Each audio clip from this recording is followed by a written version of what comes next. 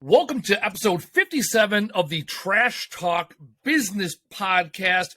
If you want to grow, scale, get into, or get out of this amazing industry, you've come to the right place. We're here to talk about junk removal, demolition, deconstruction, dumpsters. If you got to take something somewhere, we're the guys that have talked to the people. We've done the studies. We've done the research. We're here to give all the answers to the test. As always, I'm Andy Weins, joining you from Wisconsin, the great state. 80 degrees last week, snow yesterday. Welcome to Wisconsin. Joined by my co-host, Casey Bubba Lawrence from Texas. Casey, what are we talking about today? Man, today we have a special guest, and I'm just going to say his first name because his last name really jumbles the hell out of my mouth. So, but his name's Nick, and I'm just going to end it there, turn it over to him. Nick's actually a great guy. I actually met him a couple years ago at a nonprofit event with Gallant Few, military veteran nonprofit. Simon Sinek was a keynote speaker there. It was a great event. And then COVID happened, then kind of fucked everything up. But Nick, take it away. Who are you? What do you do? And we'll go there. That's an understatement. Fucking everything up's an understatement. That's true. That's true. Oh yeah, you actually made some headlines in North Carolina. I remember that your gym. One or two, yeah. That's right. I might have pissed a couple people off. One or two people. Suffered from stick it to the man Iosis, I believe. He stuck it to the man. The man was trying to stick it to me, man. I was just trying to live my life. Well, let's go. Let's talk about that right now. What the hell? I don't know anything. Show prep was. All right, intro yourself, Nick, and then we'll get into it. My name's Nick Koumalatsos. Way to bury the lead. That's a teaser. That's what we call in the industry a little teaser. Casey tells you we're going to talk about something, but first we got to know the demographic information of Nick. Fine. Demographic information, and then I want to know the story. My last name is not meant for the Texas tongue, that's for sure. In the military, we call that alphabet soup. You would forever be known as Alphabet. I was for a little while. My name's Nick Koumalatsos, CEO and owner of, or co-owner of Johnny Slicks, organic grooming company for men, probably the fastest growing one in the United States. I'm one of the owners of the Agogi, a men's coaching group, helping men become the very best version of themselves so they can serve their families and people and make a shit ton more money. And a managing partner of Core Medical Group. Oh, and also an owner of a jiu-jitsu gym here in the local area. So a couple things going on. Where's the local area? Where you hail from? Surf City, North Carolina, outside of Wilmington. So the gym Crest is in Hampstead, and then we operate out of Holly Ridge.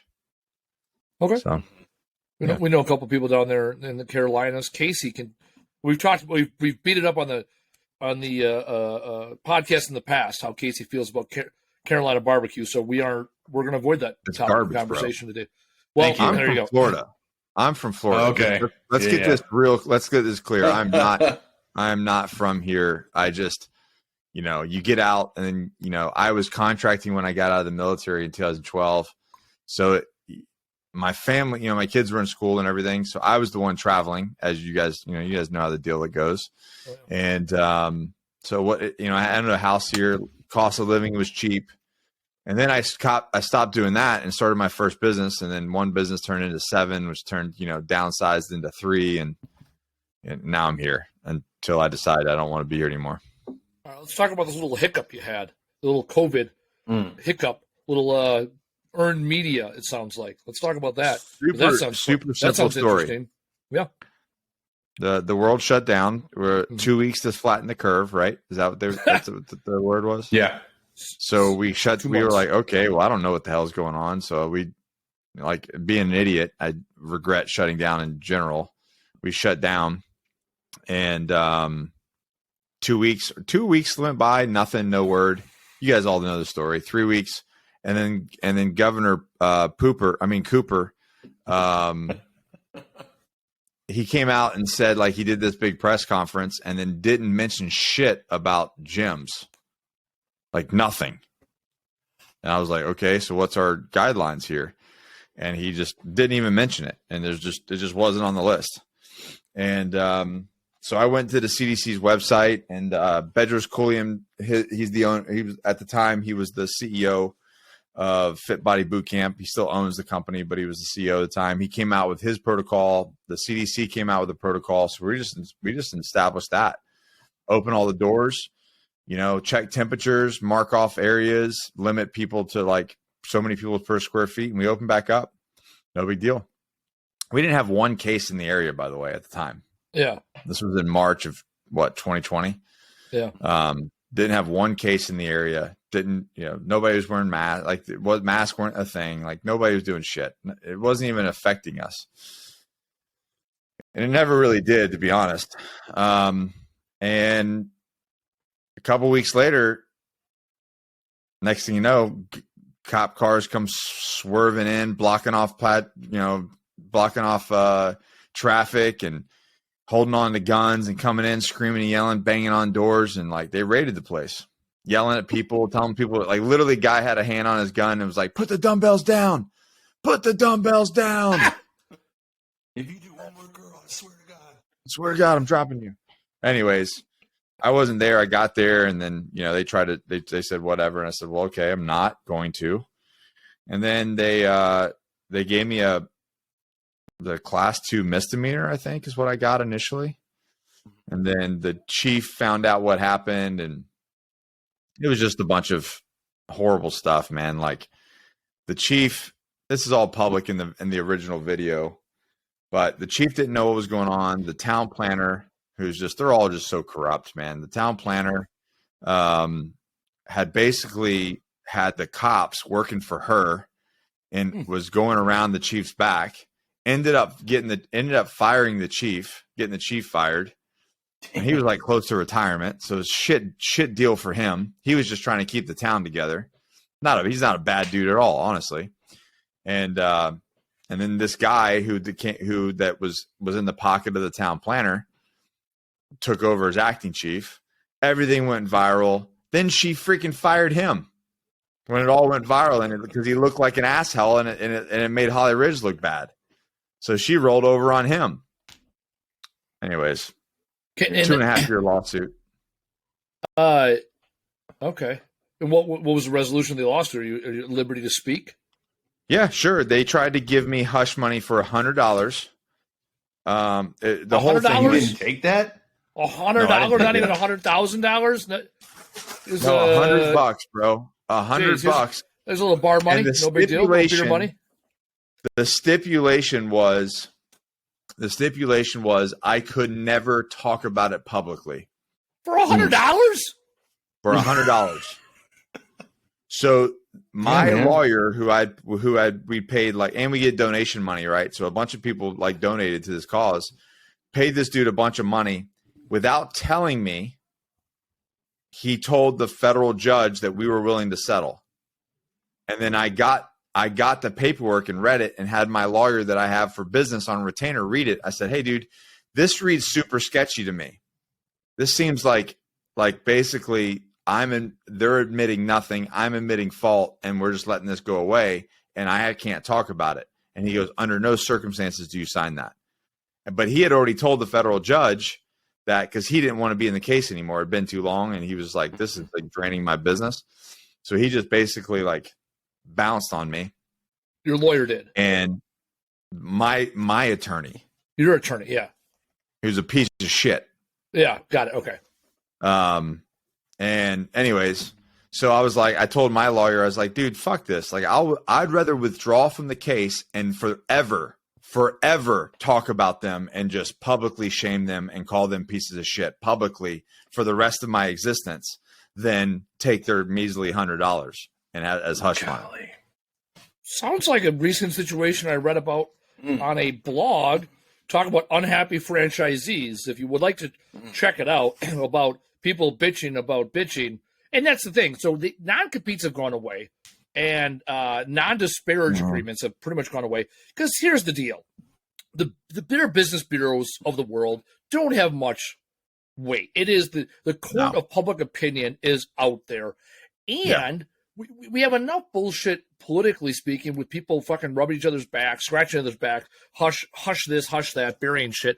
People want the truth. They want a perspective of truth, and then they can make the decisions on their own. You're not sitting here telling, you're not saying like, hey, boycott this person. You're just like, hey, here are the facts of the case. And most people will come to the logical conclusion. Casey and I were previously in the franchise world, and we bowed out. Casey sold his. I closed mine and walked away because of things that I knew were inconsistent with my values and beliefs. And recently, that information, a random guy I never heard of him before. His name's Sean Kelly. Yeah. I'll put his name out there because he puts himself out there. He's been writing blogs, I guess, for like 10, 15 years on unhappy franchises. And so a bunch of people sent me these articles about J-Dog, which we were previously, both Casey and I, part of, and all the things that we knew about them, the high close rate, the lack of veteran status, the sexual harassment by the CEO, all have been coming to light. All the things that we knew are all now coming to light. We knew this, but we were indirectly threatened to not say shit. Constantly. And if we were even publicly nudging, then they would have their lawyer or main investor would call with the, hey, cease and desist, or I'm going to unleash hell. Right. You were making good money from that, weren't you? Didn't you have a decent? Weren't you doing decent? Oh, yeah. I was the number one franchisee in the country. Yeah. Casey was top 3. And for me, it was never about the money. It was, I'm not going to sit here and wear a logo, a brand on my chest. Right? I mean, we're all military, right? There's a reason why the name tape goes above your heart, right? Because you put it on and you feel good about it. You know, I heard years ago, this in the military, I think Ray Gagnon told me this. We have him coming up as a guest here soon. He was a gunnery, or he wasn't. No, what do you get out of it? What's the highest? Was he Marine? Marine Corps. He was a master. Sergeant Major? Sergeant Major or Master Guns. I can't remember which one he was. Anyways, I thought he was gunnery or Master Gun. I could be wrong. We'll ask him. Anyways, so what he told me, this was years ago, he said the day that you wake up and don't feel good, don't feel pride putting your uniform on, that's the day you got to retire. Yeah, you're done. Now, I hit 19 years. I hit 19 years in the Army yesterday. I'm in the Army Reserves. I still feel good, right? I don't love going in, but I'll tell you what, when I shave my face and get a haircut and put the uniform on, I feel good. I'm like, all right, I'm going to go do the Army thing. I feel good about what I do. And once I'm there, I leave in a better mood normally than I show up because I'm being a little bitch because I'm like, I don't want to get up on a Saturday. You know, I want my weekends. But a lot of it has to do directly with your leadership and environment. Correct. And I love my job. I'm a career counselor, so I'm pretty autonomous. I talk to soldiers about their careers. Anyhow, so I recall, you're getting fulfillment there then. As you're somebody who's older in life, you're getting fulfillment by serving these young people and helping them out. Yeah. I am the leader that I wanted when I was 22, 23. Right. Figuring out, right? That's what it is, right? You can sit here and bitch about what you didn't have or be the person you didn't have. So anyways, when I was part of the franchise organization and I knew about the sexual harassment, I knew about the failure rate, I knew that veterans were getting fucked over, I did not feel pride wearing that shirt with that logo on my chest. And that's when I said, okay, I got to get out. And it took me over a year from that moment to go through the process, you know, in thousands of dollars in lawsuits, to get through it. And what's important now is, and this speaks to a way bigger thing that has nothing to do with junk removal. You look at the Joe Rogans of the world. It's like when you're not paid by sponsors and you're not paid by people, you can say what you want. Yeah. Speak your perspective, rooted in facts.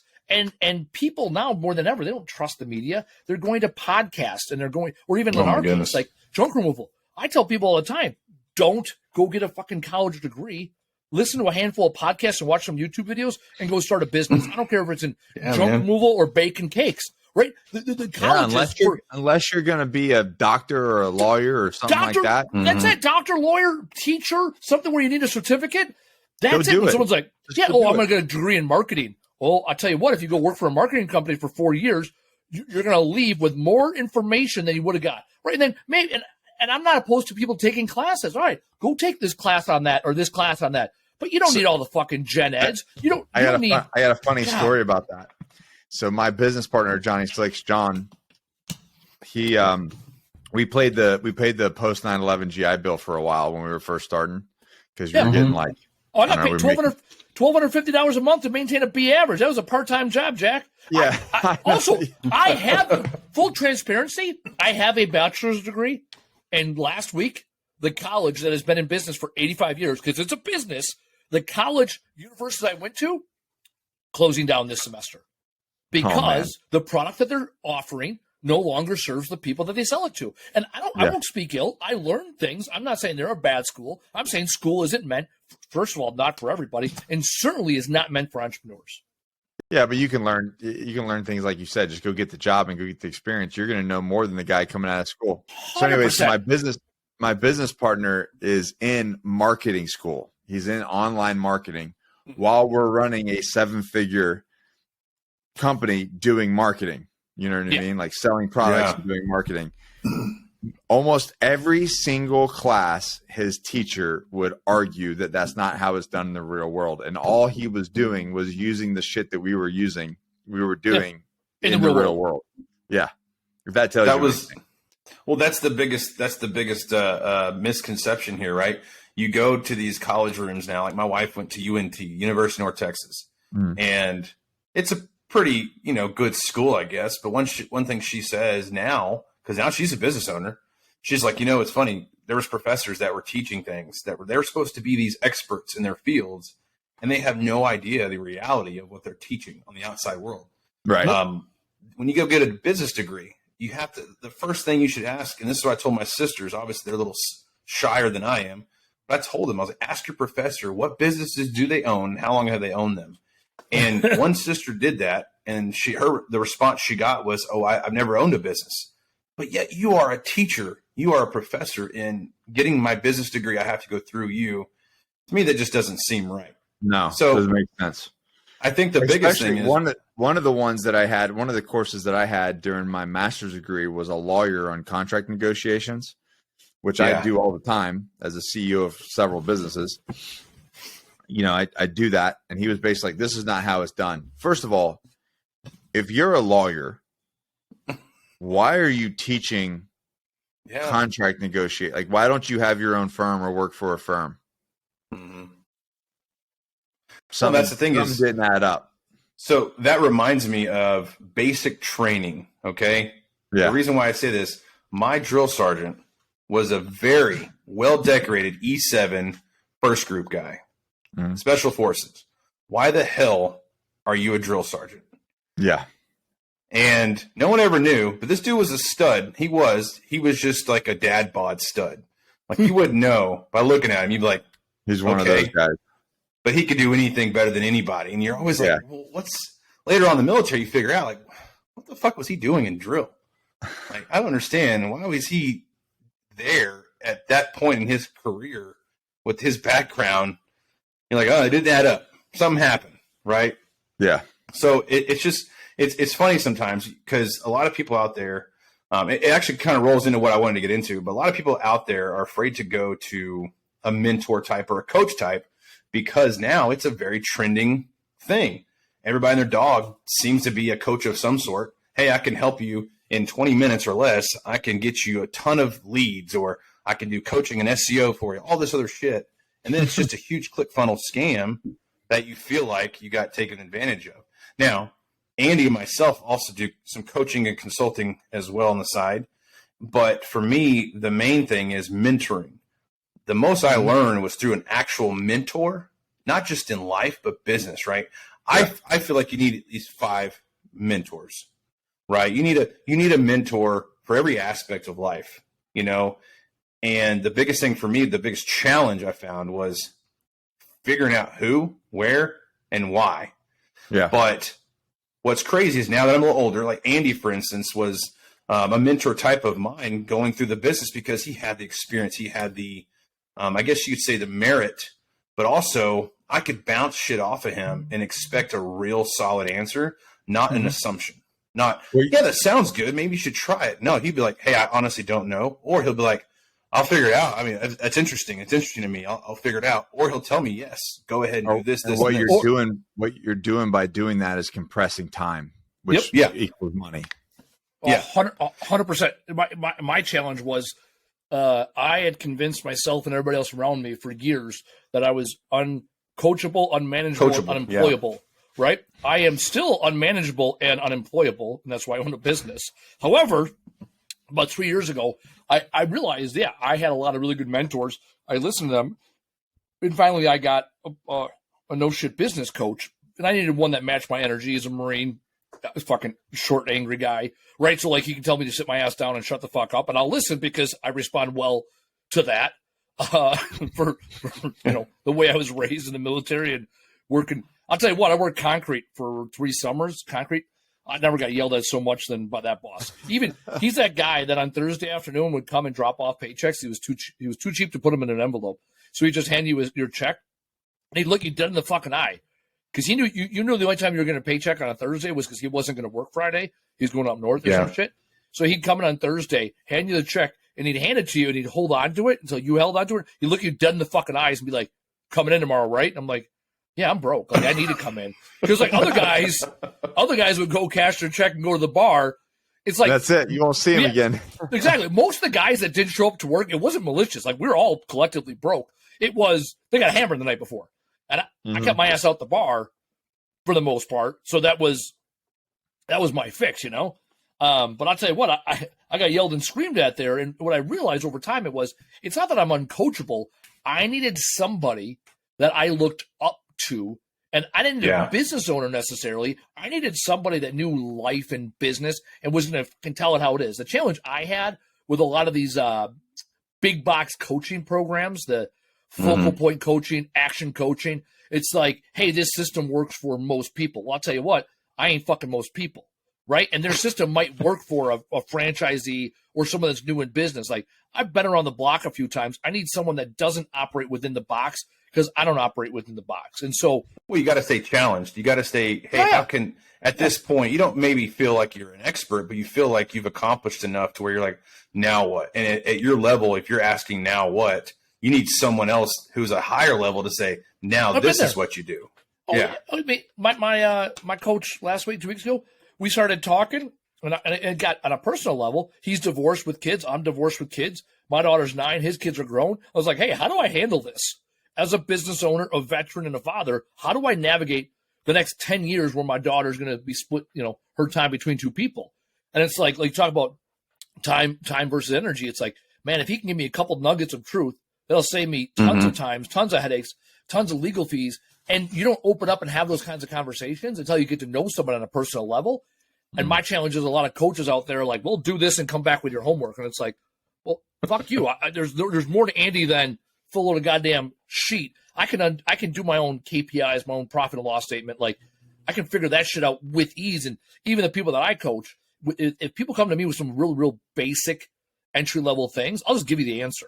Like you don't have to pay me. I'll just give you, hey, do this, or I'll tell you, hey, I did that and this was the result, right? And no, the biggest part. I think the biggest thing that the benefit is navigating problems. When problems arrive, you're not solving problems on your own, potentially making the problems worse or longer.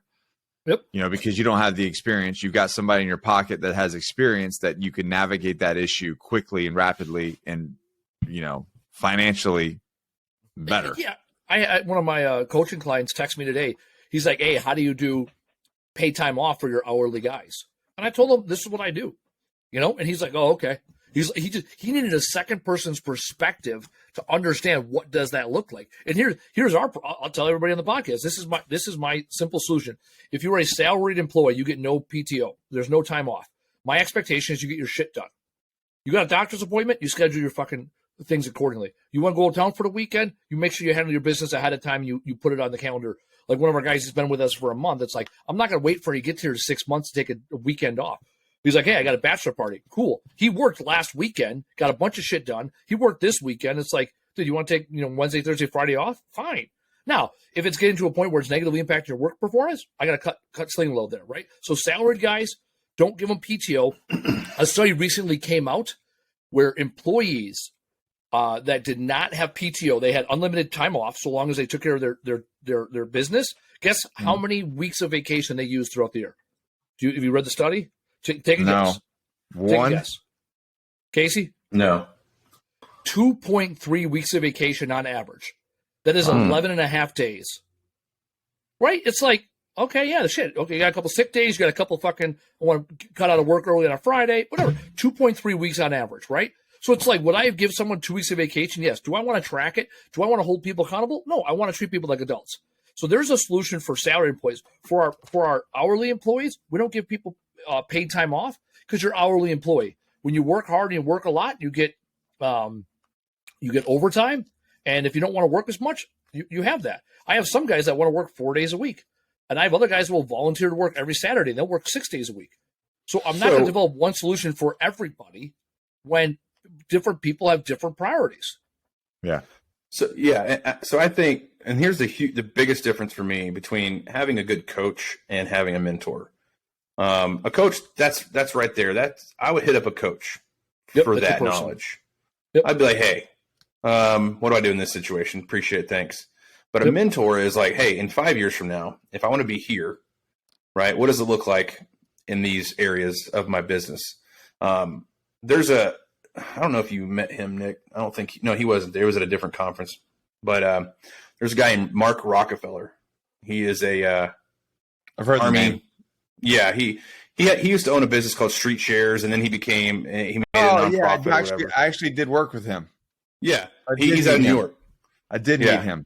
Yeah. Okay, so he's a great speaker, and he taught me one thing. The first time I met him was how to tactically pause during a public speech. And I was like, tactically pause? What do you mean? He goes, there's times when you're talking to a crowd of people that you get lost, and you need a second, but so do they. They need a second as well to retain what you just went over, and then you need a second to retain what you just said and how you're going to lead into the next moment. But you got to do it with a tactful approach to where you're not just like stopping talk, like, now what? And it's funny because when he was up there talking the next night, I noticed it. And I was like, holy shit, he did it so smoothly. So just like there. And he goes, it took me about 5 years to realize how to do it correctly.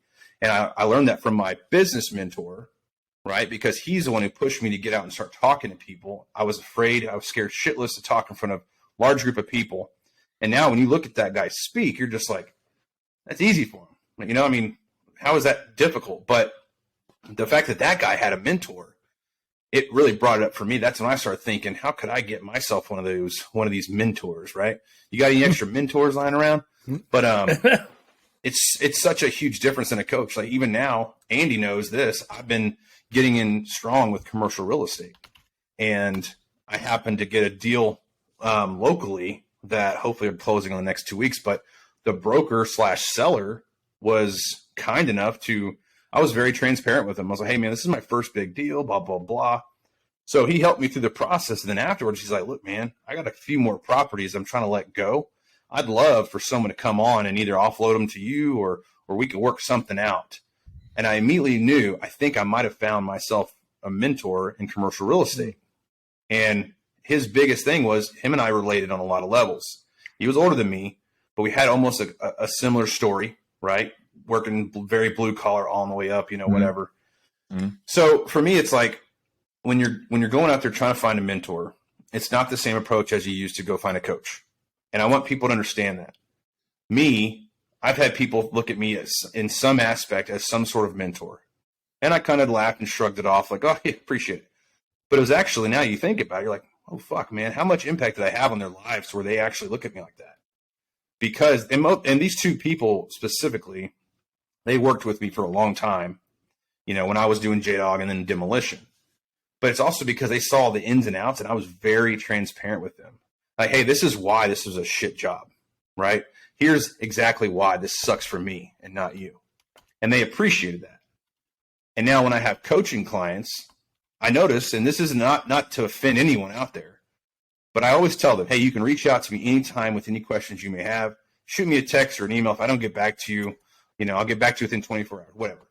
And they use that to ask me questions like sales tax. Hey, how do you charge sales tax? Mm-hmm. Now, for me, I'm like, okay, cool. Hey, I appreciate you texting me, not calling me on that. And I shoot it to them. But man, if I had the opportunity of asking anything to someone that I'm paying money to, especially, and I could email them knowing, hey, I'm going to make it fat and give you time to really sink into it and then give me a great answer, I'm going to give you a hard question. And that's what I want people to understand. Challenge your coaches to challenge you more and better. Because Nick here, I've been eyeballing your program for a while just because I think it's, at first I was like, oh Lordy, here we go. Let's do some fucking pull-ups, get your beard on, and let's go to town. But then I started really looking into it and diving into it. And I'm like, the physical aspect is a byproduct of the mental capacity that you're having to expand. And that's what really attracted me. Yeah, a lot of those videos that you see are actually little clips from the mentorship classes that we're doing behind the wall. No, I like it, man. Yeah, I do. I think it's awesome because you said something that kind of reminded me of something. You talked about, like, you kind of shrugged off, like, oh, you've been a great mentor. Hey, you've given me great advice. Mm-hmm. People underestimate themselves all the time. You are uniquely, every single one of us is uniquely qualified to serve the older version of ourselves. So where Casey was 10 years ago, and the problems that you had, and as far how far you've come, you are uniquely qualified to help that person. Well, you're a younger version of yourself. Yeah, the older version, or it doesn't have to be younger. It's just the person who is where you were 10 years ago. Yeah, okay. Yeah. I was confused. I was like, older version of Casey is Casey 10 years from now, and that guy doesn't know shit yet, or we don't know. He just owns how much shit. Yeah, that guy's fucking killing it.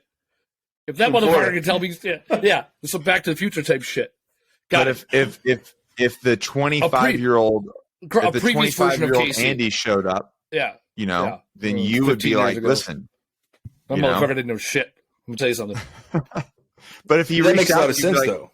Yeah, if he reached out to you and be like, hey, man, this is where I'm at in life. I'm struggling. You'd be like, I get it. Sit down. Let's work this out. Let me compress that. Let me compress that decade from 10 years to a year or 2 years. Now, I will say there's something I really do appreciate in that, and that is a lot of those lessons that were learned needed to be learned the way they were, right? Yeah, sure. So for me to get and to be where I am today, even and Andy and I, like he said, we were both in the same franchise. He was up in Milwaukee. I was down here in Texas. But a lot of the things I learned, I wouldn't have mastered those areas if I didn't learn the way I did, whether it was hard or not, when it came to demolition or whatever. So I am grateful for those. And what I tell people is, like, the best way to learn is what best suits you. Because if I tell you how I learned, I would never encourage someone to go out and learn everything the hard way. I just wouldn't. Because I'm like, hey, look, I'm here so you don't have to. But you still need to take the steps. It just doesn't have to always require. I was laughing when Andy was talking about, like, I don't even know what it's called, but like the or you said it, like 20 minutes of this coaching and I'll get you this many things. And I'm like, that is literally the exact opposite of what I do. I'm like, I tell people, like, there is no magic sauce. There is no quick get rich quick. Like, if you want to sign up for this, it's a lot of ownership, a lot of discipline, and a lot of uncomfortability and a lot of hard work. So if you're not into hard work and ownership and discipline, we're not the people for you. Like, this is no magic pill. This is no magic pill. You have to own it. Yeah. Well, and that's the other thing is, like, real quick, I was just going to say, that's the other thing is, like, when I tell people, if they want me to be a coach for them, right, I tell them the same thing. I say, here's the deal. My job is to hold you accountable in reaching your goals, not mine. I'm not going to tell you what I want you to do. I'm going to tell you, hey, man, this is what you told me you wanted to achieve by this date. Where are we on that? Why haven't you done it? Why are you giving me excuses? Like, my favorite excuse is, I haven't had the time. And for me, I'm like, God, like, time is something that you make room for. Yeah. Right. We have a veterans lunch every first and third Wednesday at a bar and grill. It's the same time, the same dates, right? First and third Wednesday. The reason I did a lunch is because most people are ready to talk and listen and actually converse in a social environment during lunch. People got to eat. But at first we had a lot of feedback on the Facebook group. And these, mind you, there's 2,500 members, right? These groups only yield about 20 to 30 people. So it's not like everybody's trying to attend. But the complaints were, I wish I could just show up on lunchtime on a Wednesday whenever I wanted. And I'm like, it's funny you say that, because here's what I do. I block those freaking times off on those days. Already booked. They're already booked. Like, weeks in advance. Yes. And that's the thing is to manage your time. Well, I'm gonna fucking wordsmith that ass, because I did write a book Words fucking matter. Coming out June 14th. Shameless plug. Andy Weins. Get it on Amazon. Took you a while. No big deal. You know what? We're 35 minutes after the hour. I got to start getting some plugs in here. Otherwise, I don't get paid. No, I got to work. But here's why. I don't cover this in the book, so this is a little freebie for you, right? There's no such thing as managing time. We all get the same 1,440 minutes a day, 168 hours a week. You don't manage your time. You manage your priorities. And if someone says, okay, hey, it is a priority that I network, then you'll fucking prioritize it. Let me tell you something. I have been going to the gym consistently for the first time in my life since like July or August. Why? Because it's 2 20-minute workouts when I go there. It's all machines. I don't like dumbbells. I'm a KPI-driven kind of guy. Every machine there has a fucking computer screen that tells me where I'm at compared to last week, where I am over the last 6 months. It's fucking great. When I threw out my back in December, it's taken me 90 days to get back to where I was in November. And that's fine because I was like, yeah, I'm not going to re-aggravate what my issue was, right? And in the meanwhile, so like my leg press and my back and abs like fell way behind, right? But my arms and chest got better because as my back hurt, I learned how to use other muscles, whatever. My point is, I schedule my gym a month in advance. I go through the app, I look at my calendar, I schedule it 2 20-minute appointments. So it's really an hour round trip, right? But that's 2 hours a week driving and going to the gym that I had not prioritized for, 38 years. Once I made it, now I'm not like, look at me, I'm a gym goer. I don't fucking put selfies at the gym, right? I prioritize it and I take my happy ass to the gym. I prioritize the things that I otherwise don't because when I do that, I end up doing them. So PT, the gym, I don't have to prioritize work. Shit, this weekend, I sat at my desk and tell them like, oh shit, I'm overly hungry. I should probably get off my desk and go find food because work isn't the problem. The problem is you find yourself doing things that aren't a priority. So for people that are like, oh, I can't prioritize it, or I don't have time for it. No. You are prioritizing something else. Look at your damn phone. See how much time you're on Facebook or Instagram or TikTok or fucking whatever your vice is. I guarantee you got an hour of day of garbage time that you used up. So there's my first point. Second point I was going to jump in is there's a difference between a coach and a consultant. This is one thing Casey and I differentiate on. I am not a coach. I am a consultant. My customer base is significantly different than Casey's. Coaches are people that change the way you, the business owner, think and operate, and they're to encourage, train, mentor the person. I don't do that. I am a consultant. I give you answers to the test. And there's a significant difference there. If you say, hey, I just don't have the motivation, I ain't the fucking guy for you. Hey, I'm not sure how to do this, and I ain't the fucking, right? My thing is, like, I have, case in point, I have a guy, one of the guys I'm coaching right now. He's like, I really want morning meetings. I'm like, okay, how do we do that? Well, we had to prioritize it. And then he went like 3 weeks in a row where it wasn't a priority and didn't get done. I'm not going to sit there and be like, hey, you're the one that wanted this done. No, I'm going to go against, right, and talk about the feelings behind it. I'll say, hey, did you put it on the calendar? Nope. Okay, well, then you will fail. Next question. 3 weeks in a row, you didn't put it on the fucking calendar. Guess what? It didn't get done. It's that simple. And so there's a huge differentiator here. And this is why I've had several people hit me up, that I handed off to Casey. They're like, hey, I'm new in business. I'm here.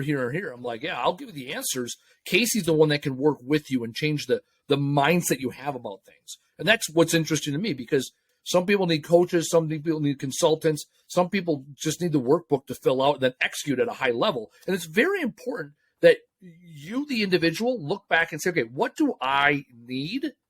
And then you go out and seek it. Otherwise, you're going to end up you're going to wake up one morning and be like, oh, I hate myself. You're going to go to a networking event and you're going to sign up for the first fucking person that says they have all the answers.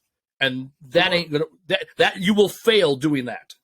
So what would you consider yourself, Nick, having heard that?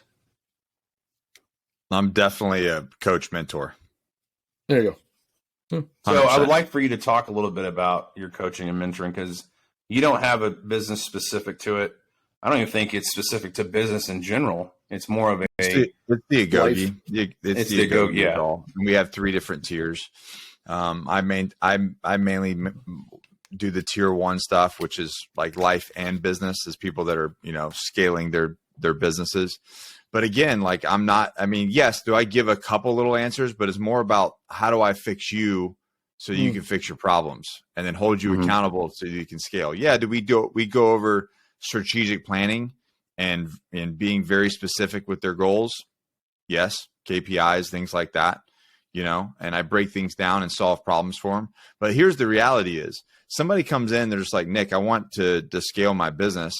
And they're, 50 pounds overweight and their wife hates them and their kids don't see them. Like, hold on. First, you know what I mean? Like, this is the reason why I say mentor or coach, because you can't do all that without fixing your house. And even if we did scale your business, what's the point of that business if you get to the finish line and you're at the finish line alone? Yeah. Cool. You sold your business for $40 million. That's awesome. Your family's going to take half of that, if not more. Cool. So now you're alone with your millions of dollars. How's that going to go? We all know how that's going to play out. You know what I mean? So I'm more interested. Let's get you fixed. Let's make you, the very best version of yourself where you're happy and you're whole and you're physically fit and you're healthy and you feel good. And then let's crush your business. So you're not working, 60, 80 hours a week, Yeah. Because the reality is this is something I had to learn as well. Guess what? Your kids don't care about how much money you have. Your kids don't care what you do. Your kids don't care what you're working on or what you did. They don't give a shit. They just want you there. They just want you there. Guess what? My daughters and my son don't care what I did in the military. They don't care what my job is and how badass I'm doing what I'm doing now. They just want me in the living room or in the backyard or in the gym or at the park or whatever we're doing at the beach. They don't give a shit about anything else other than that. So if a guy is fucked up there, then like I've got to fix that first. And then by osmosis and the way things work, once I get them fit and healthy and their life is kind of, their priorities. And Andy, you crushed it, dude. You crushed it. It's your priorities. So one of the drills that I do with them is list out your top 4 priorities in order. And ironically, money is typically always like number 4 or not even making the top 4. It's like number 5. And then I go, all right, now tell me your routine. What time do you wake up? What time do you go to bed? Every 15-minute increment in between. And I'm looking at the routine and I'm looking at their priorities and I'm like, well, one of these is off. We have a delta. Yep. Yeah. Right. Like you're lying either about the routine or you're lying about your priorities. Something is fucked up here. And then we work to resolve that. I work to retune their routine to align to their priorities. So Andy, I don't know where you would consider that coaching or consulting, but I really get in there and go, I put that into coaching because you're changing the person, not the when I'm talking consulting, I'm saying, hey, what are your top priorities? Okay, let's figure out your KPIs. Oh, where do you have a deficit in your business? Okay, what do we need to schedule? Yeah, you're walking in going, hey, this is the solution, and then you bail. Correct. So do it, do it. I don't give a shit. So years ago, I was described as a human 249. I come in, I knock down targets, write death and destruction, ensure feelings are hurt, problems are acknowledged, and solutions are in place. And I'm like, we good? And then I diddy the fuck them out. Right? Like I had do it. It's on you. So for example, I had a coaching client I picked up in September, October last year, and it was a husband, wife, and a third partner. And most of the challenges were personal. It was, well, this person's supposed to do that. The husband's still working. The wife was not working. The wife was running the business. The husband was making the decisions, and the wife wasn't always executing at the decisions the husband was making because he wasn't always making the decisions with the best information available. So I'm like, what are we fucking? And no one was in charge. No one was in charge. And then every week we had a standing call, and I'd say half the time all 3 leaders were there because 2 of them had jobs, and then one of them was still in the business, and they weren't like. And then finally, like, hey, going into next year, we're not going to retain your services. I'm like, I'm glad you fired me because I was about to fire you. And it wasn't a knock. Yeah. It was. I told them day one, because it was a husband-wife team with a third person, that I am not a marriage counselor and we're not voting. This isn't a we're going to vote. So, for example, one of the biggest here's one of the first things I resolved for them. Husband said we should only use credit cards. Wife said we should never use credit cards and only use debit cards or cash on hand. And I said, you're going to use credit cards. Next question. And then there was like, the husband felt like he won. The wife felt like she lost. I said, well, no one, the business won. It's not a win or lose thing.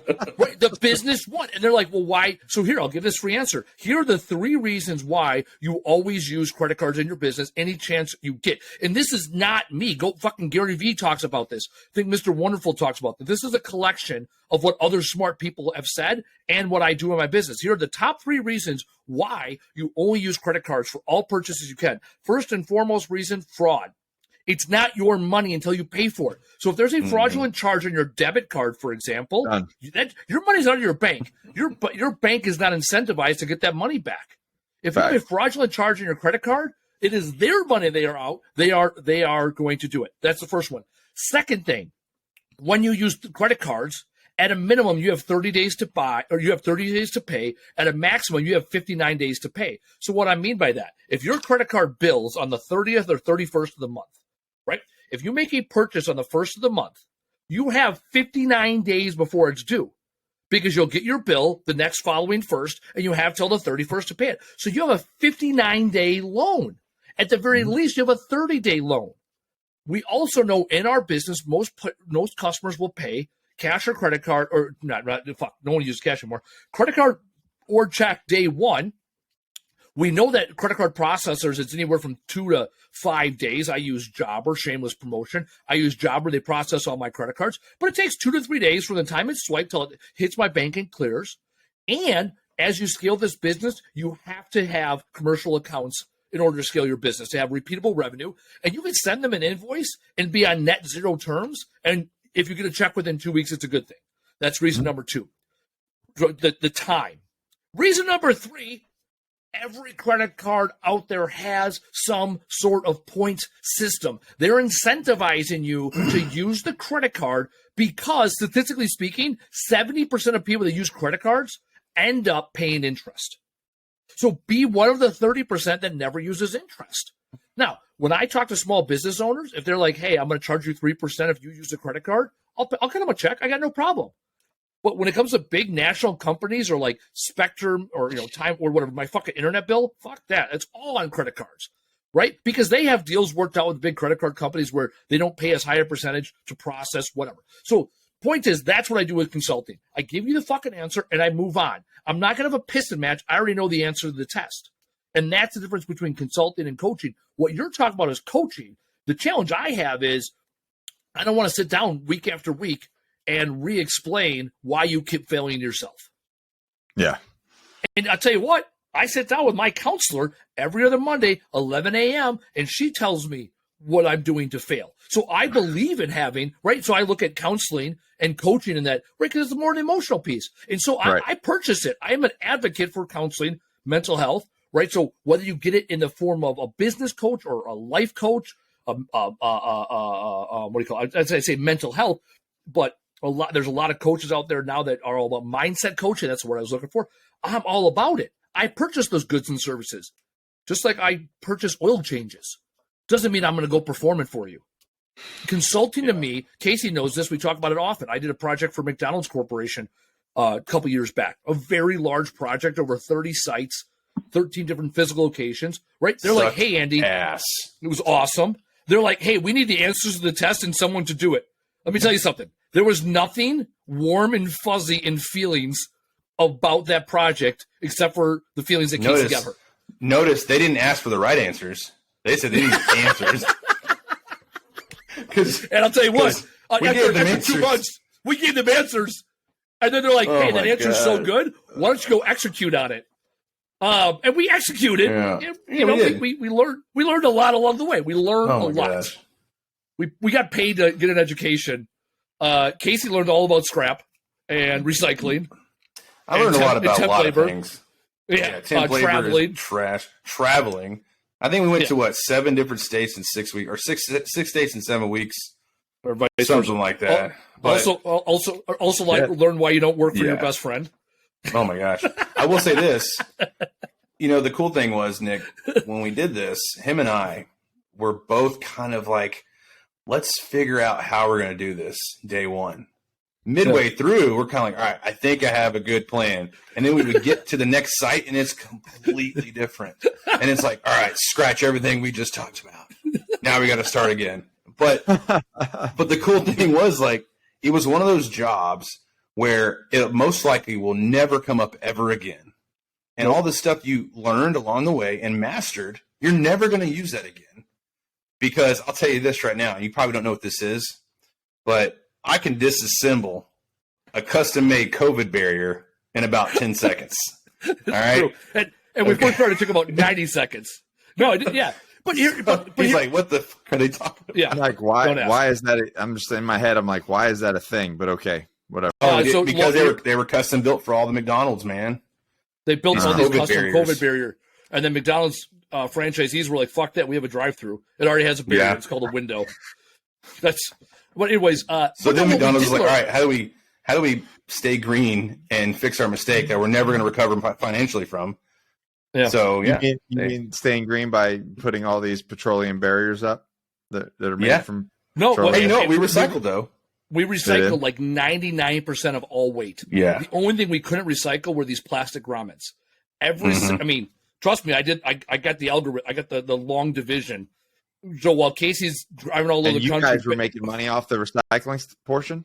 Oh yeah, we were making money to disassemble it. Yeah, yeah, correct. There was money to be made recycling, but the money was in the disassembly and keeping them up. Because the thing is, they would have had to landfill all of them, and based on the weight, they would have spent tons of money and energy landfilling them. Oh shit! Yeah. So we kept them out of the landfill and reduced disposal costs. Aren't you guys good American green people? Goddamn right. But well, here's the thing, Casey. What you did learn, right? And maybe we didn't have to learn this again, but the difference between military and civilian. We had a couple days where we didn't like each other. We didn't want to be around each other, and we were 7 feet away from each other for 16 hours a day, being like, all right, well, we also have to figure this the fuck out. And it doesn't matter, right? It doesn't matter. And going back to your fucking guns drawn fucking COVID story, let me tell you something. You don't remember the days that went smooth, right? So next time, and this is a life lesson for all of our listeners and us to keep in mind, next time you have a shit day, remember, these are the good old days. The shittier the day, the more rememberable it is. And it's funny now. Remember, whatever shit you're going through today, it's going to be funny someday. Might take a while. The things you miss most about the military, remember that time we hung out at the park and had a barbecue? No, it's like, remember that time we all played spades when it was pouring rain in the mud and we somehow figured out how to get a light source under a parka and blah, blah, blah. Next thing you know, you're like, oh, yeah, that was fun. We're all freezing our ass off and hungry. Yeah. Yeah. Oh, yeah. It's like, I remember that. Remember the convoy from hell? Oh, yeah. We got stuck in the desert. Here's MRE a bombs, lesson, baby. Yeah, the lesson I learned from the convoy from hell, Staff Sergeant Zervis at the time. So we took a shortcut across the desert, and then we got stuck because we were truck drivers. And what Staff Sergeant Zervis said was, there's no shortcuts in life. If it was a shortcut, we wouldn't call it a shortcut. We would call it the way. See, y'all got trucks. We just had to walk everywhere. Hey, death before dismount. Fucking truck driver. I had motorcycle on the last one. You had what now? Nick, motorcycle. Oh my god, that's right. Really badass. Yeah, I saw that picture too. I'm like, son of a bitch. We had a 3-wheeler motorcycle in Afghanistan. We actually took it a couple times out on missions with us until one of our PLs got blown up on a 4-wheeler, and we're like, you know what, guys, let's just not do that. Like, probably not a great idea. Yeah, he was an example. Like, and our I forgot what they call them, CRT, I guess. Our CRT team, they fitted that 4-wheeler with armor and a 240 mount, everything. So obviously the PL was like, I want that. And I mean, he learned the hard way, but he's alive, lost both legs. But when we saw that, our first thought was, holy shit, that's badass. What was that? What was his name? Church. Lieutenant Church. It was a great machine until it ceased to exist because it was a fucking 4-wheeler. Like, no matter what you put on it, it's still a 4-wheeler. So we were like, yeah, let's just leave this motorcycle up here because it does no good. And we had strikers in Afghanistan, and we couldn't use them because they're strikers. They're not meant for sand. Yeah. They're meant for, like when we was in Iraq, oh, they're great there. Keep them in Iraq. Don't bring them to the desert of freaking Afghanistan. The luscious, deep sand. What did he get hit by anti-personnel mine, or what did he get hit by with that ID? Four-wheeler? Yeah. Oh, yeah. ID. But I'll tell you this, what the worst part about it, I think he was only in country like 2 months. He replaced our other PL who died, and he was a replacement. And he was a butter bar straight out, I think West Point, maybe. I think he was straight out West Point. I'm not sure. I didn't know him much just because he was very new. And it was like, welcome to Afghanistan. All right, now you're leaving. I just went to a funeral. I saw all my the guys I grew up with in the military. I saw them because we had a buddy who passed away. He died in a parachute accident. He was on the Golden Knights, over 1,000 jumps. This dude was a badass. Just, he took a turn. I guess wrong day. I don't know. Complacency kills, I guess. But he ended up getting killed. It was a freak accident, training accident, or whatever. But we went to his funeral in Riverside, California. 460 people attended his funeral. It was insane. Like, it was just crazy how many people he impacted, I guess. But yeah, man, life is short.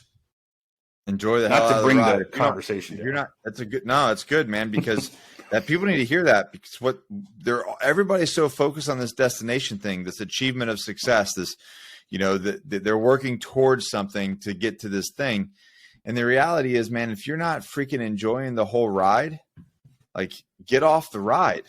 Yeah, get a different ride, because that's all you've got. You can't be attached to the results. You can do everything perfect, and the results might not be what you want. So if you don't love that's a common thing. If you don't love the process and you don't love the journey and you don't love what you do, fucking change it, man. Why don't you change it? Fear? Because I got this thing. I got to pay for this thing. I think it's pride too. Yeah. I mean, I think people get this built up in their heads. I started something. I have to finish it, or else I get looked at as a failure. But the problem is, dude, I had a demolition company for 9 months because I learned quick this is not the route I wanted to take. I could have stuck in. I could have kept doing it. And I already knew how that path was going to go. I would have been more in debt, and I would have been working more. Pull the plug. And I've been like, okay, so I'm actually going to be more in debt and see my family less. Why am I doing this again? Yeah, done. So that's like with a toxic employee or like a bad Apple employee. Like you let them sit around too long, they're gonna ruin the whole place. Just pull the trigger, man. Yeah. So the challenge I see is I wouldn't even say it's pride, and especially from the employee standpoint, and also when you are of the employee, what it comes down to is comfort, right? And comfort leads to complacency, and as we know, complacency kills. The challenge I've seen, especially in this market, in junk removal, guys are like, oh yeah, I started doing it, I made really good money, and then I started building some infrastructure, and then I started breaking even, and then I thought, oh, more jobs will be more better, and now it's actually costing me money to run my business or barely stay afloat, or I'm 1 or 2 bad weeks away from getting out of the business. One of our last episodes, we talked to a guy out there in Montana, he was in Montana, and then he moved to Washington, Spokane, and he was talking about getting back into the business and talking about junk removal. And after talking to him for an hour, my recommendation was like, yeah, man, don't get in this business. Yeah. Based on what you're telling me, don't get into the business, because the last thing you want to do is start something that doesn't get you where you want to be. Like, he was used to running crews and being an expert. He had 20 years experience. And I'm like, yeah, junk removal in your area, which is new. And he moved there for a woman because, we all do shit like that. Like, it wasn't a good fit. And even now I see a lot of junk removal companies where they're in this catch-22. They're comfortable and yet complacent, where they don't want coaching. Mm-hmm. And also they're kind of stuck because they bought the equipment and the tools and they also bought the freedom where they no longer have a job per se, right? They are no longer employed, and they're not making enough money. So it's like, well, I can't give up the business, and I'm also unwilling to reinvest in the right things. It's like, guys will buy equipment in a fucking heartbeat. They won't spend an hour and a couple $100 getting the coaching necessary for them to change their mindset.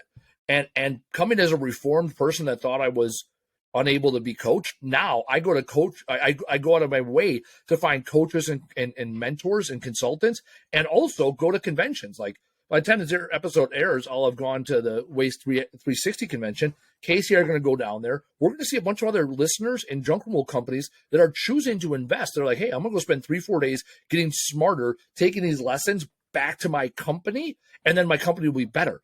If you're not able and willing to go to a conference or a convention or hire a coach to get better, then you're not setting aside enough time and money to grow. I will preach this. Casey years ago was like, hey, you should come to this military influencers convention in Orlando. I was like, fuck that. I was like, you got at the time it was his mom and his stepdad running the company with him, and he was getting a salary. And I was like, yeah, you're not a business owner, right? You're an employee of a business, whatever, right? And I'm like, yeah, you don't understand how it is. Well, it's like, you're right. I was so stuck in my business. My business owned me. I didn't own my business. And then the next year when I went, at that point, I think you had equity in the business or whatever. But it's like we both invested the time. And then it was like, oh, shit, actually, this was a good investment. And we're going back this year. And we went last year. So it's like I had to listen to, Casey talked about me mentoring him. It's like I had to listen to him. I strongly believe for every mentor you have that's 10 years older than you, you got to get a mentor that's 10 years younger than you. And I learned that bit of advice from a mentor. Because someone that isn't as jaded as you are has unique and new perspectives, novel ideas that you already dismissed without even considering.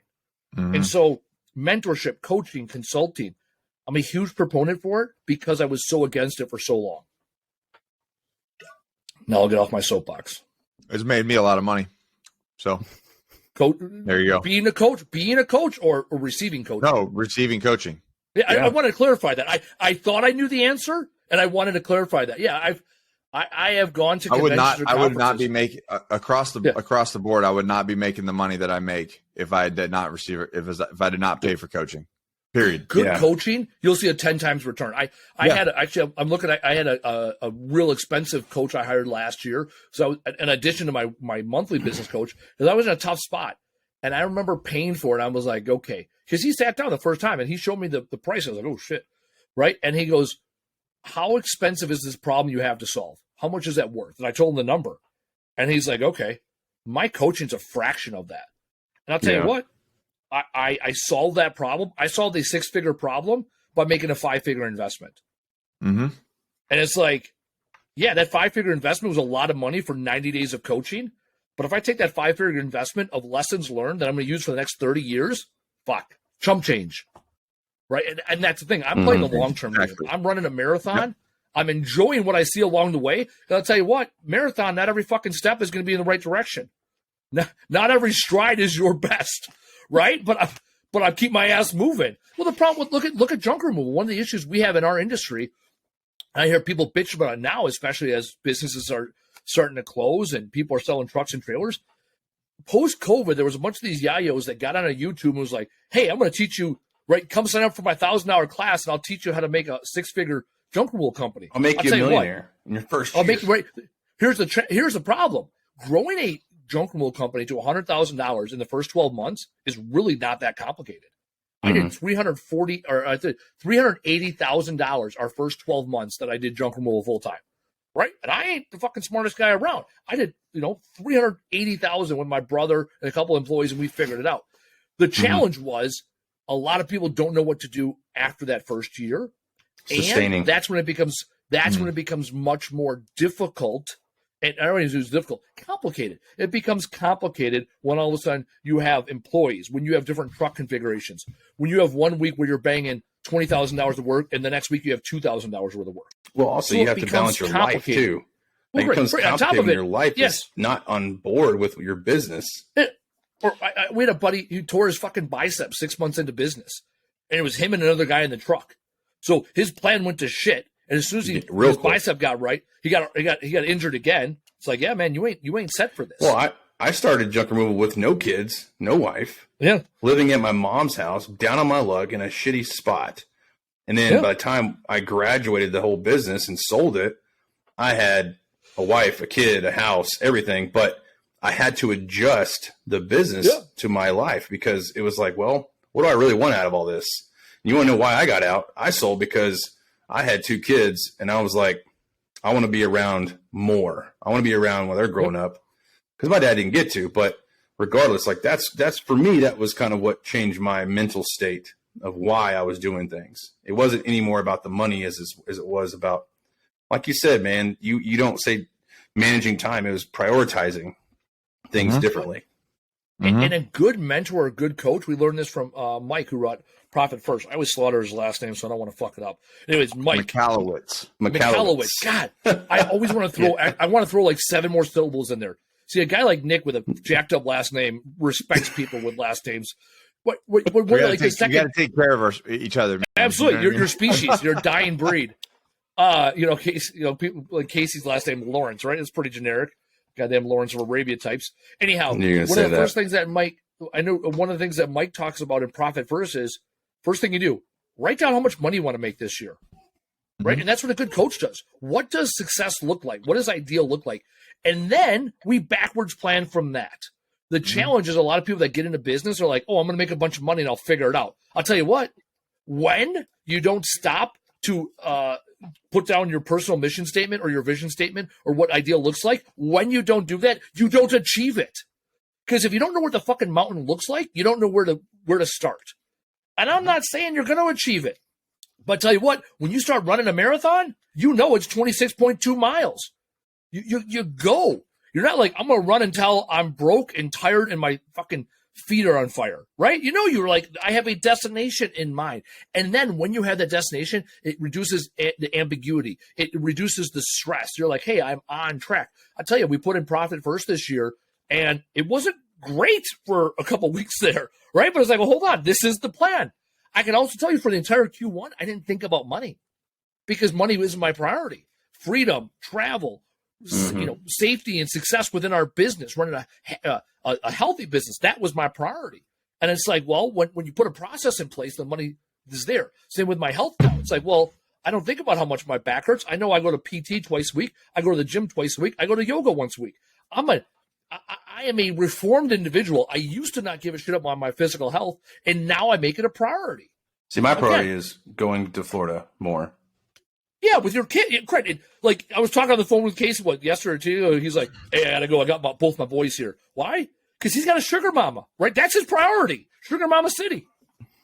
I don't know, man. I actually just, it's funny. I just got back into the breadwinner, I guess, role on accident. Oh, you did? I didn't mean to. Yeah. It just kind of happened. But what's funny is like she works more than me, but she's also building a business, and I'm helping her. And it's like seeing her do this. It's kind of cool because you're like, wow, like this is my wife. It's not like an employee. It's not like someone who I'm training. It's my wife, and she's actually doing things that I remember I was kind of just learning. Like you remember how it was when I was just barely growing my business. But no, like my priority, I told you this. I wanted to work 15 days a month or less. That was my goal. And now with all the hours calculated with coaching, with now I'm on with Gallant Few now, right? So I have to calculate all my hours just for me. I put it on my whiteboard. I'm at like maybe 40 hours a month.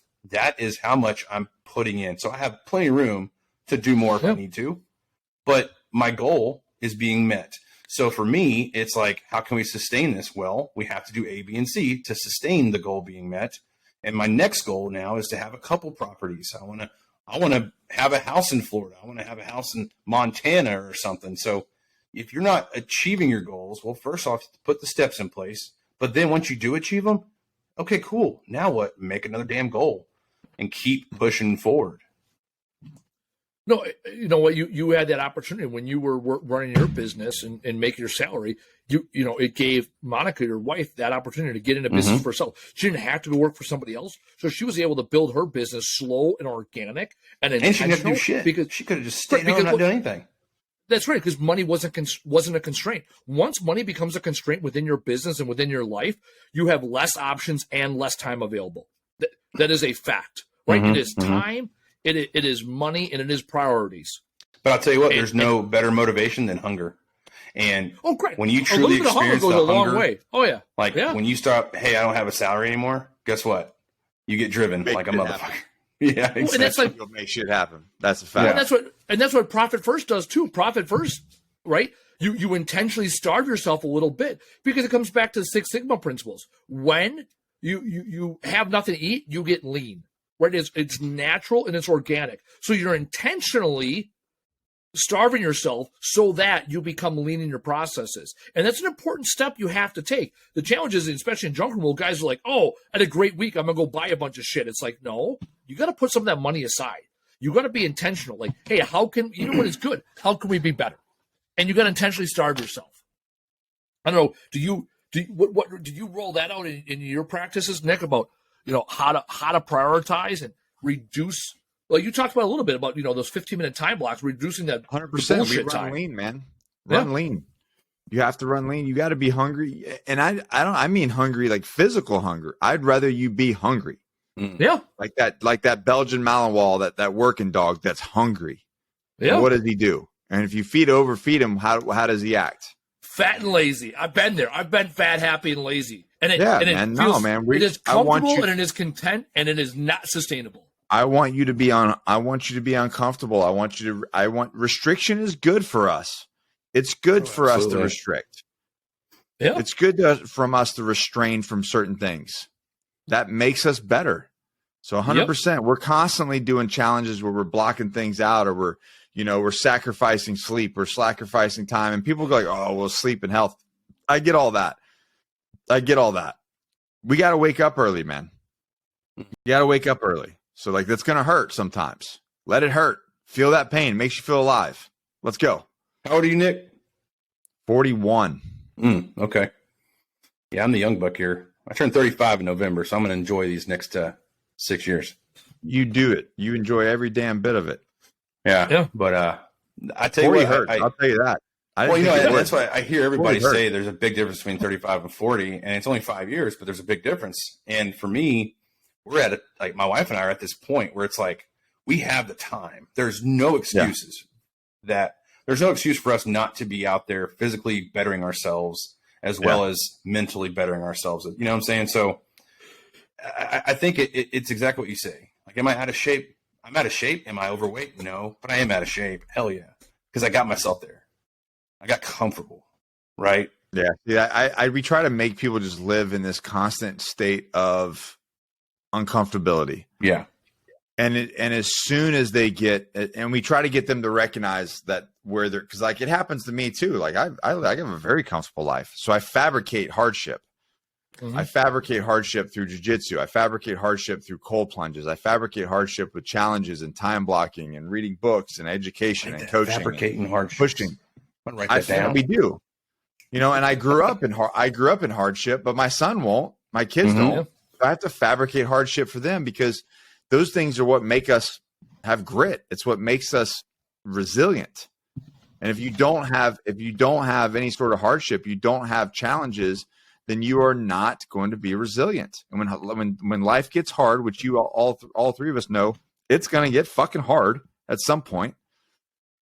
What are you going to do? Crumble? Yeah, right. And that ain't the time to fucking experience it for the first time. No, it's not. I want a few practice runs of bullshit. But you're right. Control, in the military, we always talk about that, right? It's a controllable environment. Like, you ain't gonna die even when you feel like you are. So that way, when you are close to death, you know how to fucking operate. That's right. It's like that's why we do battle drills and battle drills and battle drills over and over until you're sick of it, right? Correct. And it's never instinct. It never gets to a point of instinct because instinct is way deep. But you reduce the amount of time before your body and mind respond to the stimulus because it ain't the first time you've seen it. Or you think about I'm a advocate. I loved watching the NBA growing up. The NBA of the 90s is the best NBA there was, right? And we in the 90s had the opportunity to watch the Bird and Magic, the greats in the twilight of their career, and then we got a chance to see Kobe. And if you looked at I'll compare like Bird and Kobe in particular. They were relentless with their shooting, right? They had shot, like if you watch even now Steph Curry to this day, he'll take shots from everywhere, every angle, every position, falling down on top of all the standard shots because the next time he has to throw up chuck up a random shot, it's not going to be the first time he's ever shot that shot. Larry Bird was a magician in the sense that he could go when you were in that court and And he didn't hesitate. He pulled the trigger. Whether he hit the shot or not, he didn't hesitate. And Bird was not fast. He was smooth, though, right? And you think about it, it's like, why? Well, because he'd taken a million shots. And if you look at anything with Kobe, and I did not like Kobe as a player, I've learned to respect him the more that there's stuff that comes out. He would be in the gym before anybody else. He would leave after everybody else, and he would go back. Why? Because he wanted to be the best, and he was willing to put in the reps. Mm-hmm. Those of us that are willing to put in the reps are the ones that will live the lives that we want to live. And it's not that I'm going to be better than you. I'm going to be better than me. My goal is to be better than who I was yesterday so that tomorrow I already got a little more dirt beneath my boots, right? So I can get that much farther and higher on the mountain. There's my fucking takeaway from today. Let's go around the room, Nick. Top takeaway from today. Big difference in consulting and coaching. I like that. Oh, there we go. It's very, I mean, and people need to understand the difference, right? So what you're looking for, what you need. Yeah. Casey, top takeaway. Yeah, my top takeaway is, push away the comfort curtains and talk to somebody, get someone out there who's, even if you think they're doing good and you don't know that they're not, talk to people, man. Start vetting a mentor, start vetting someone that can actually help you be a better leader and business owner, because whether you think so or not, people are watching you and your employees are watching you. The good employees, the people that are actually hungry for a better life that you employ, they're watching every step that you make. So if you're not mindful of that, you could either give them a bad taste of freedom, or you can give them a good sense of what it could be like if they want to move forward in that direction. So go out there, start vetting a mentor. Comfort curtains. I like that. It makes it even sound even worse. Yeah, dude. Because that's what it does, man. Comfort blinds you. I mean, it blocks. It blocks your sight. Yeah, it does. Hey, what did Nick say that you wrote down? I was going to say that should be the Fabricate Hardship. I like. There we go. Yeah. Fabricate Hardship. That's going to be the title of the episode. Fabricate Hardship. Why coaching, mentoring, and consulting is so important. Look at that. We wrote a fucking title today. Normally, I'm like, Taylor's like, what do you think? I'm like, I don't know. Just put something up that's fucking sounds dope. Sense. Like, we'll say something stupid. Yeah, but like that, like that's actually like a real title. Like 57 episodes later, it's like, oh yeah, but what are those reps? Like everything I read about podcasting was like, hey, you got to get 100 podcasts underneath your belt before you know what you're doing. It's like, all right. Yeah. That's a journey. Like we got to put it, this is 57. We got to put in the work, and we put in the work week in and week out here on the Trash Talk Business Podcast. So, Nick, I knew nothing about you beforehand. I feel like we're best friends now. I'm a huge fan of people that fight the man and also take others along with the journey for them. And that's what you're exactly doing by sharing those lessons with your kids and also with the people that now you can mentor and coach. And it was a very good distinction there, right? Mentor and coach, because that's what it's all about. Taylor will drop in all of Nick's information so you can find him on the Instagram and TikToks and Facebooks, wherever he can be found. And again, for people that want to be on this podcast, we love having unique perspectives. This year on the podcast, we're going to shift more on the second half, right, of what we call this podcast. It's called the Trash Talk Business Podcast. And we want to talk and focus more about the business side of things, less than the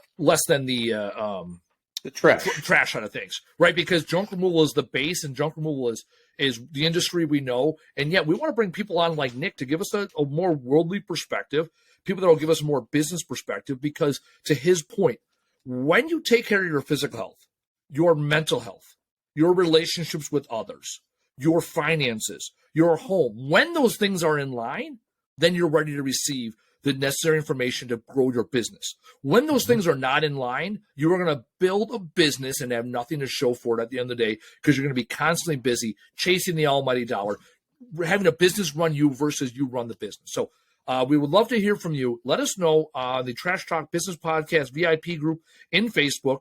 Let us know on LinkedIn, email us, whatever, what topics you want to be covered, what guests we should have on the podcast, and if you want to be a guest. Nick, I'll ask you right before you leave here, how did you end up on the podcast today? I know nothing. I'm guessing Casey reached out to. I think I shot you a text, and I was like, "Hey, want to be on our podcast?" You're like, "Sure." I was like, "Okay, let's do it." There you go. So, right. So if you're out there in the world kicking ass, let us know. We are more than welcome. We are more willing to have you on the podcast. I learn so much from doing this every week. And my goal and our goal here and our plan is that you also learn along the way. So for Casey, Bubba, Lawrence, Nick, Alphabet Soup, last name, I'm Andy Weins. This has been another great episode of the Trash Talk Business Podcast. We will see you next week.